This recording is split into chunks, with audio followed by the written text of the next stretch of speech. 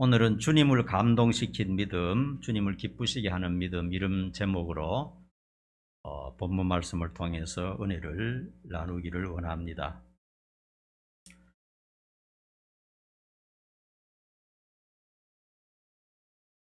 우리나라는 술집을 여는 것이 비교적 쉽다고 합니다. 우리가 있는 이 건물에서도요,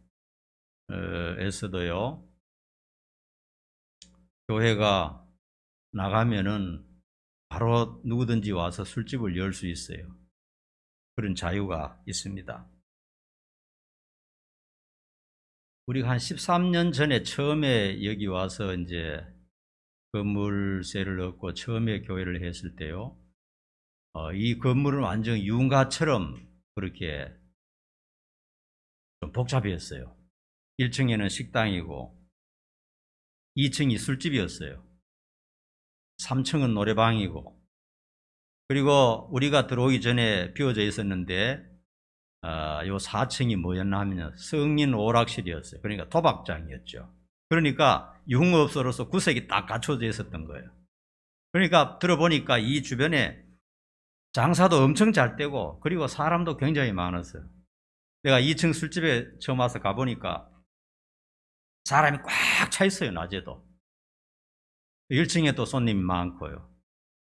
그리고 우리가 여기 와서 처음에 살 때 보면은 여기서 살았는데 3층에 노래방에도 손님이 얼마나 많은지요. 밤새도록 노래소리가 들렸어요. 너무 힘들었죠, 그때.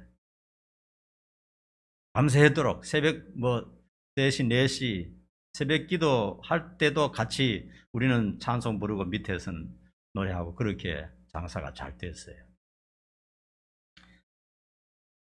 그러다가 이제 교회가 왔죠. 교회 오니까 교회는 당연히 유흥업소가 안 되기를 바라는 마음으로 기도하겠죠. 당연히 교인들이. 그러다 보니까 우리가 와서 한 1년 있다 보니까 1층 식당 하는 사람이 그냥 나가버리고 이제 바뀌었죠. 2층에 술집 하는 사람도 좀 하다가 그냥 손 털고 나가버렸어요. 그 다음에 와서 조금 더 하다 그 사람도 또 그만둬 버렸죠. 그 다음에 3층에 노래방도 제대로 안 되죠. 그 사람들 얘기하면 참 싫어하겠죠. 교회가 와서 예배드리고 하다 보니까 이 유흥가들이 잘 안 되는 거예요. 어디든지 마찬가지입니다.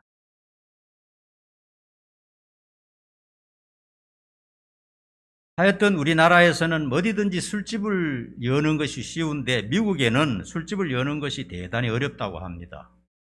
술집을 여려면은 그 거주하는 마을 사람들에게 전부 다 동의서를 받아야 된대요.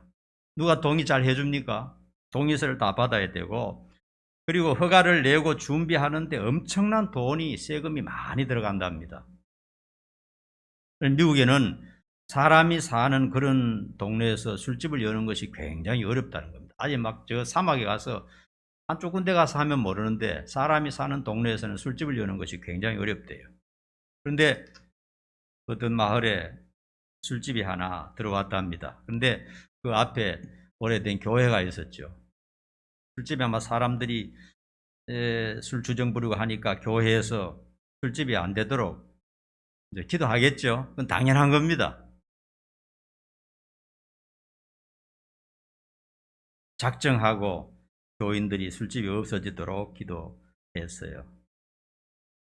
그러니까 정말 술집에 손님이 하나도 없어서 그 술집이 망하게 되었습니다.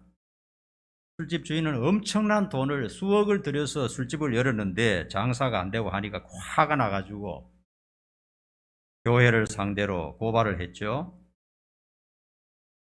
그 교회에서 날마다 기도하는 바람에 술집이 망했기 때문에 손해배상을 해달라는 식으로 이제 법정에 고발을 하게 되었습니다. 막 그 진행 과정은 다 생략하고 이제 판사가 묻습니다. 교회 대표들이죠. 목사하고 장로들이 왔는데 물었습니다. 정말 여러분들이 술집이 망하라고 기도했습니까? 하고 물었어요. 그러니까 교회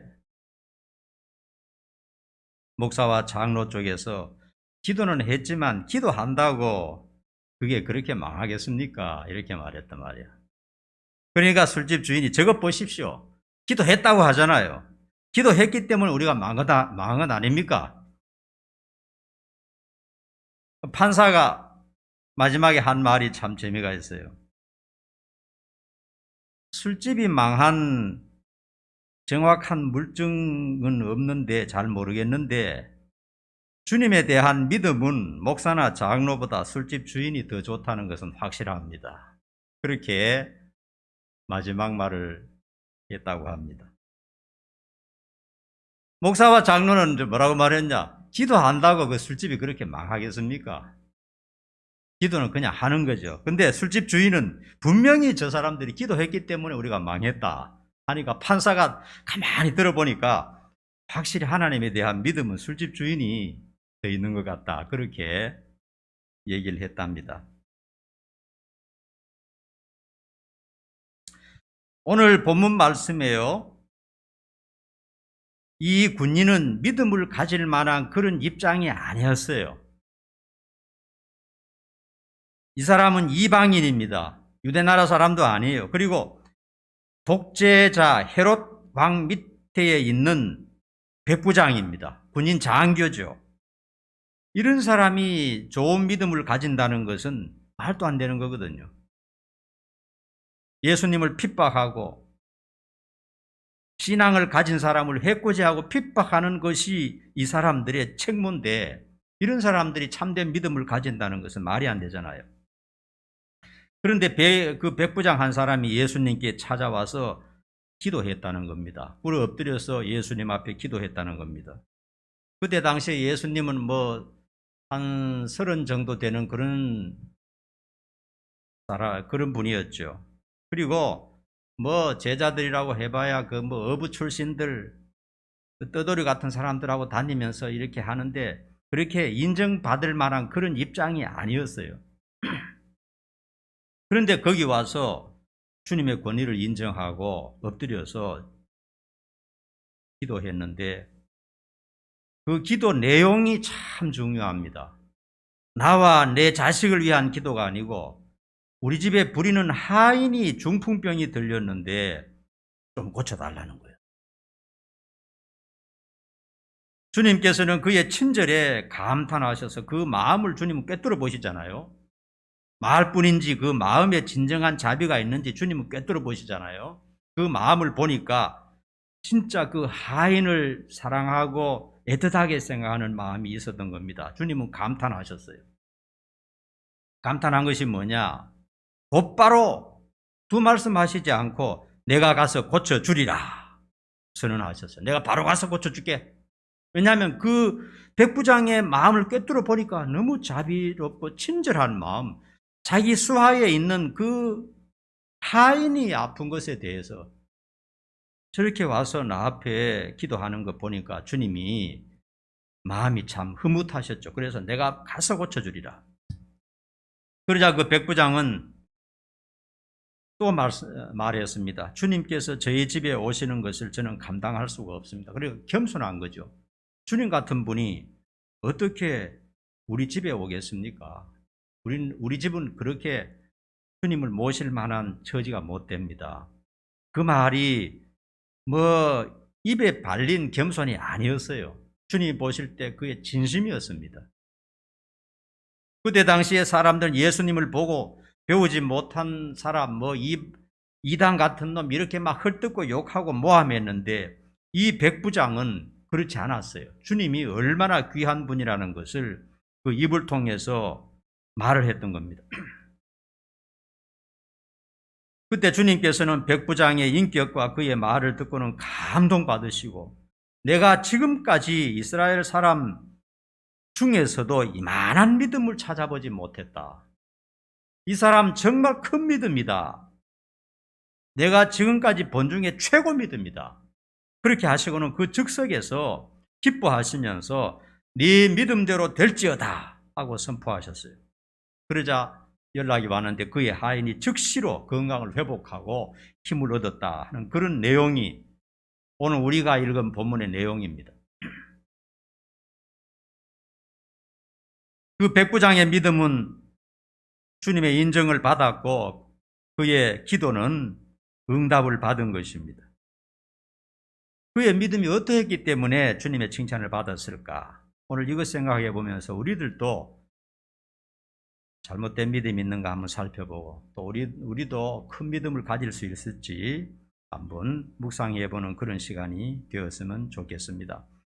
첫 번째로 왜 주님께서 칭찬했느냐? 첫 번째로는 예상치 못한 믿음입니다.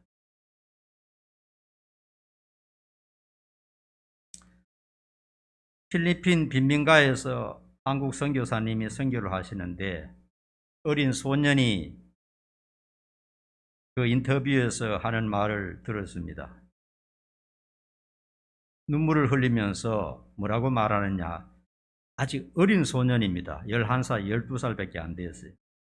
하는 말이 뭐냐 하면 하나님은 살아계시고 진정으로 기도에 응답하시는 분입니다 하는 겁니다. 근데 그 말이 가식으로 들리지 않아요. 그 마음에서 우러나오는 말이라는 것을 직감적으로 알 수가 있었어요.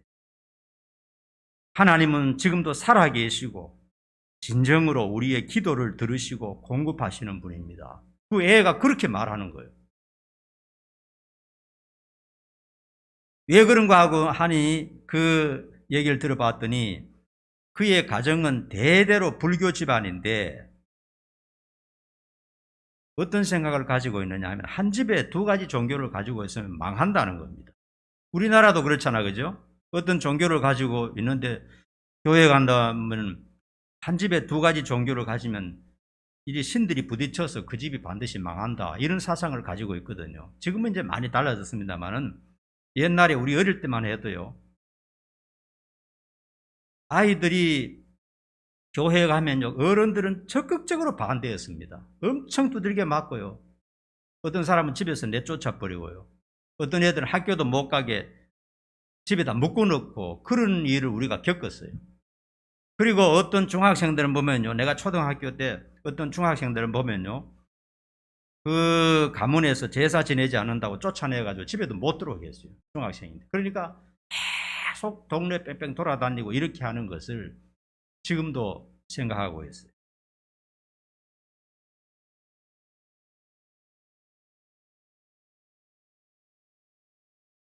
중국이 공산화되었을 때요, 기독교를 굉장히 탄압을 했습니다. 기독교인들, 지도자들 거의 다 죽이고, 그리고 막 살 수 없도록 그렇게 만들어버렸어요. 왜냐하면 이 기독교는 아편이다. 그래서 이 기독교 믿으면 이 나라가 제대로 안 된다 해서 중국 공산당에서 기독교는 얼마나 죽였는지 모릅니다. 수백만 명을 그냥 죽이고 학대를 했죠. 그러니까 온 세상 사람들이 중국에는 기독교가 이제 공산화되는 동안은 하나도 없다고 생각했어요. 70년 공산주의가 끝나고 등소평이 하면서 이제 개방을 하고 이제 드러나는데 보니까요, 기독교인이 1억 명이었어요. 1억 명. 예상치 못한 것이었어요. 그런데 그 기독교인들이 우리 한국이나 서방의 어떤 자유주의 국가의 믿음보다도 훨씬 더 좋은 거예요. 성경 말씀을 그대로 믿어버리는 거예요. 그리고 조그마한 성경 한 권도 아니죠. 쪽 성경 한 페이지 두 페이지 이런 걸 품에 넣어서 얼마나 사랑하고 아끼고 그것을 읽고 또 읽고 읽고 또 읽고 너덜너덜하게 그 하나님 말씀을 사랑하고요, 기도하고요. 북한에 관한 것도 이렇게 소식이 이제 비공식적으로 자꾸 들리는 것을 들어보면요, 북한의 그 기독교를 얼마나 핍박합니까? 북한에는 교회가 하나도 없습니다.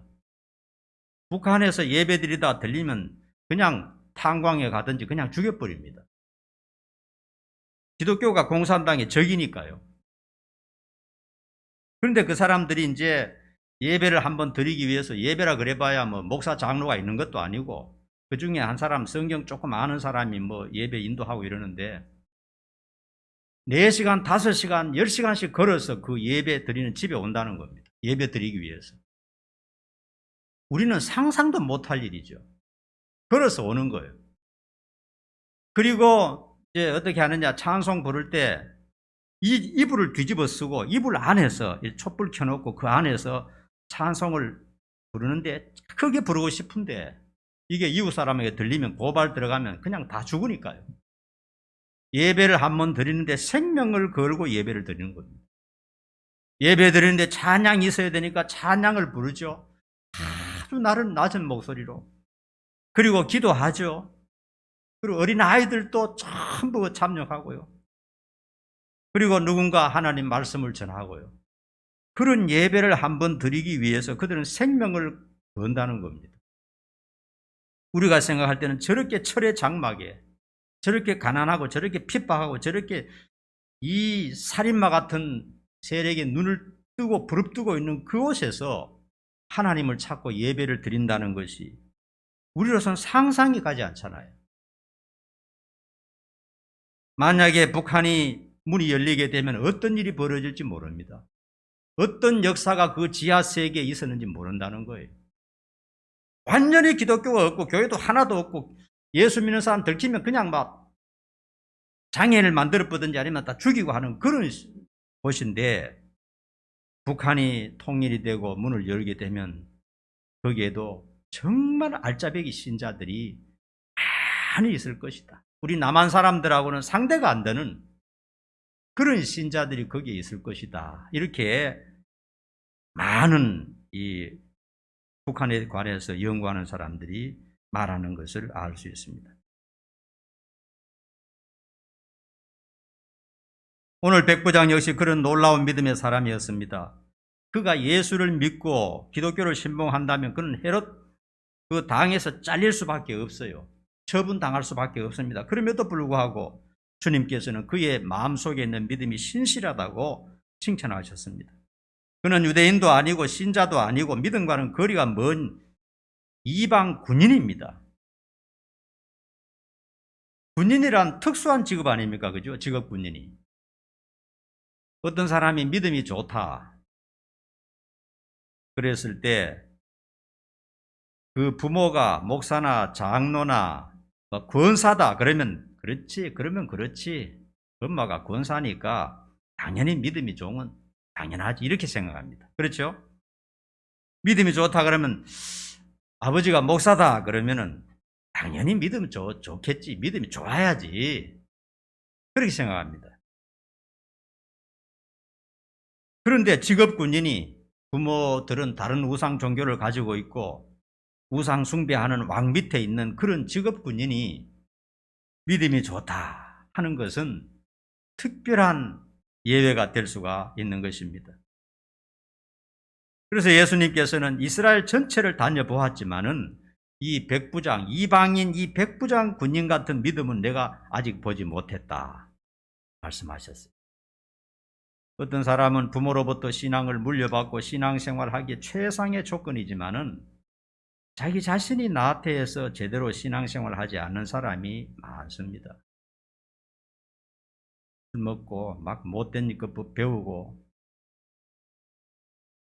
그런 사람이 있어요. 반면에 어떤 사람은 핍박과 어려움 속에서도 집에서 그냥 절대로 교회 가지 말라고 하는 그런 어려움 속에서도 뜨거운 신앙을 가진 사람들이 있어요. 그런 사람들이 주님의 마음을 감동시키는 믿음이다 하는 것입니다. 그 다음에 어떻게 주님으로부터 칭찬받는 믿음이 되었느냐? 두 번째로는 하인에 대한 자비로운 마음입니다. 여러분들이 만약에 잘 살아서 가정부를 고용했다고 합시다. 가정부가 그냥 몸이 아프고 하면 어떻게 할 겁니까? 아이고, 몸이 아프니까 참 안 됐네요. 우리 집에서 그냥 편하게 쉬십시오. 병원에도 가고 내가 다 도와주겠습니다. 이렇게 할까요? 대부분 아마 내보낼 겁니다. 그죠? 건강이 좋지 못하네. 그럼 다른 사람 바꾸면 되잖아. 그죠? 고용하는 사람들에 대해서는 나에게 유익이 되도록 하는 것이 대부분의 사람들 아닙니까? 직장 같은 데서도 그렇잖아요. 일을 시켰는데 그냥 몸이 아프면 직장에서 못 나오게 하는 겁니다. 몸이 아픈데 어떻게 일하나. 일당을 주고 고용한 사람이 몸이 아파서 일을 못하면 아마 해고할 겁니다. 일반 직장에서는. 그런데 그에게 일당을 계속 주면서 그의 병까지 치료해 준다면 참 대단한 자비한 마음이죠. 특히 옛날에는 신분의 차이가 분명히 있었고 또 하인들은 그야말로 한 단계 낮은 사람들 아닙니까? 사람 대우를 받지 못했어요. 그냥 소처럼 열심히 일하는 것만 하인들에게 필요한 것이잖아요. 그럼에도 불구하고 이 백부장은 그 자기 하인이 병들은 그 때문에 고통스러워하니까 주님께 찾아와서 간청을 드렸습니다. 기도했습니다. 주님께까지 와서 간청을 한 것을 보면은 이 백부장은 아마 의원이라든지 약이라든지 할 수 있는 것을 아마 다 해봤을 것입니다. 인간이 할 수 있는 거 다 해봤을 거 아니에요. 다 해보고 안 되니까 어떻게 중풍병을 치료할 수 없잖아요. 인간 의술로는.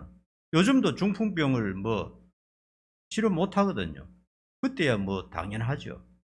약도 사 먹여보고 병원에도 들어가 보고 다 해봤을 겁니다. 근데 주님의 소문을 듣고 주님께 찾아와서 꿇어앉아서 내 하인 좀 고쳐달라고. 내 하인이 병들어서 너무 고통을 당하고 있으니 너무 불쌍합니다. 오셔서 고쳐달라고. 그 진심이 느껴질 정도로 기도를 했던 것입니다.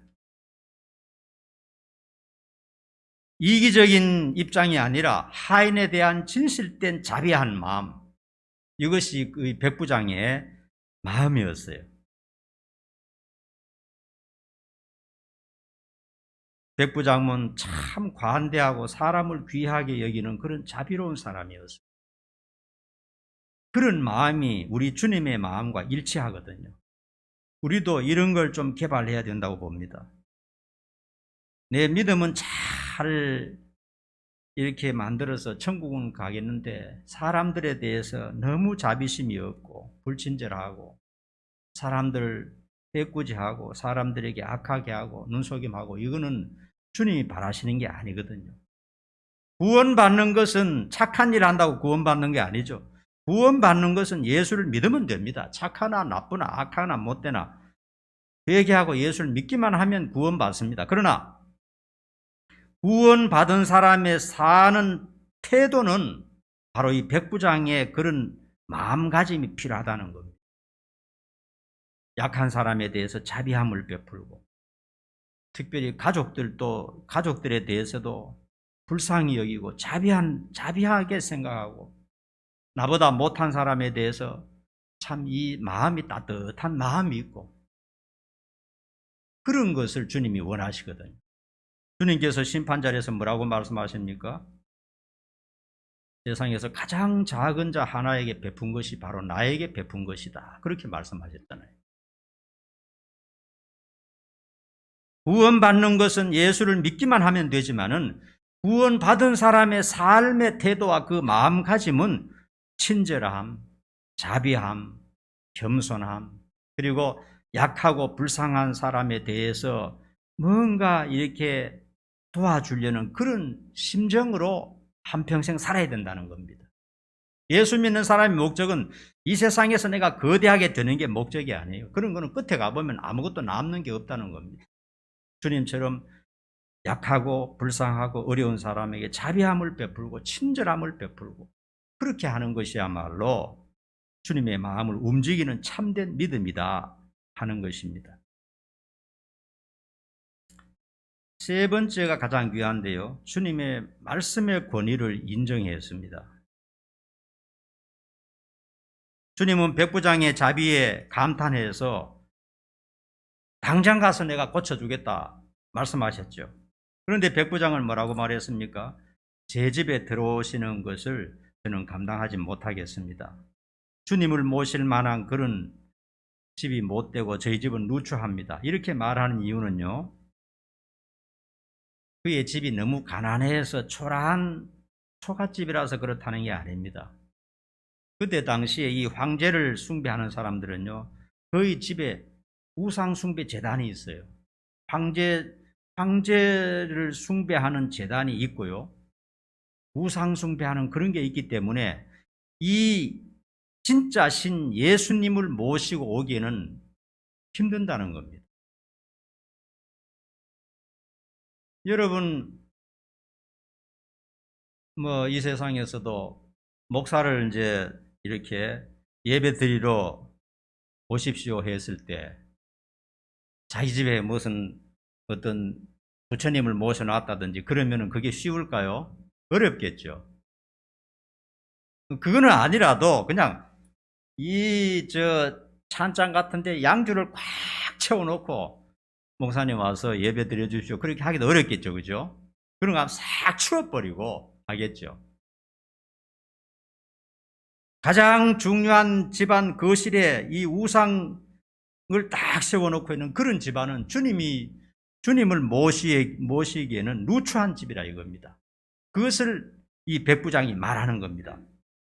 왜 그렇게 말합니까?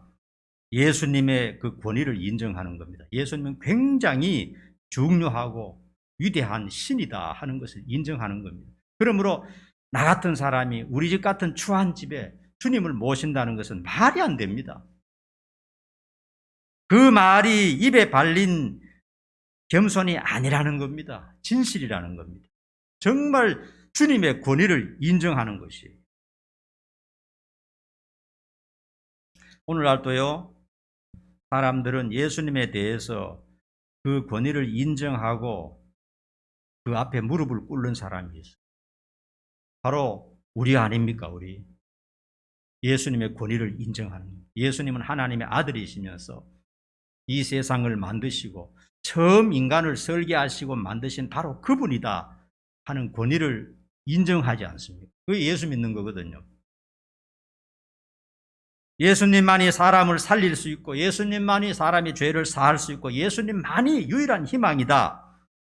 예수님이 최고다 하는 것을 인정하는 예수님의 권위를 인정하는 사람, 그런 사람이 있는가 하면요, 어떤 사람은 예수님을 정말 아무것도 아닌 것처럼 무시하는 태도를 보이는 사람도 세상에 너무나 많습니다. 예수가 뭔데? 별것 아니야. 부처보다 못해. 예수가 뭔데? 반역죄로 죽은 사람 아니야. 이런 식으로 예수에 대해서, 예수님이 세우신 교회에 대해서 업신여기고 저주를 퍼붓고 아무것도 아닌 것처럼 말하는 사람도 너무나 많습니다. 한번 따라 합시다. 예수님보다 더 귀한 분은 없습니다. 다시 한번. 나에게는 예수님이 가장 소중합니다. 맞습니까? 네, 확실합니다.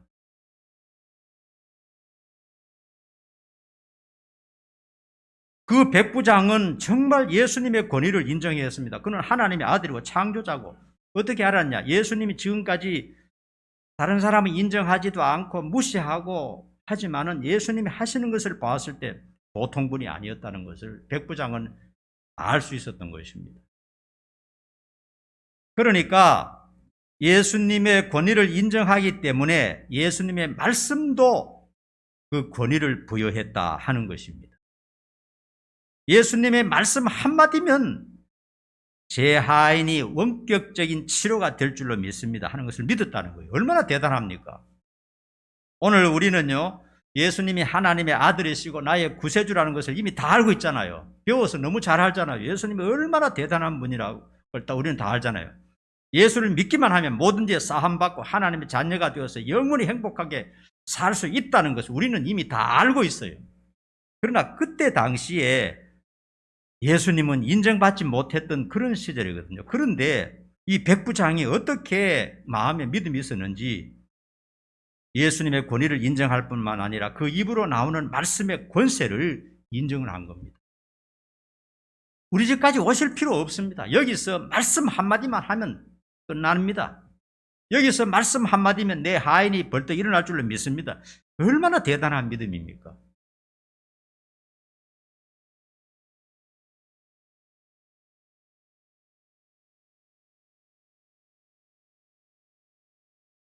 예수님께서는 그 말씀을 들으시고 깜짝 놀라시면서 세상에 내가 이런 믿음 처음 봤다.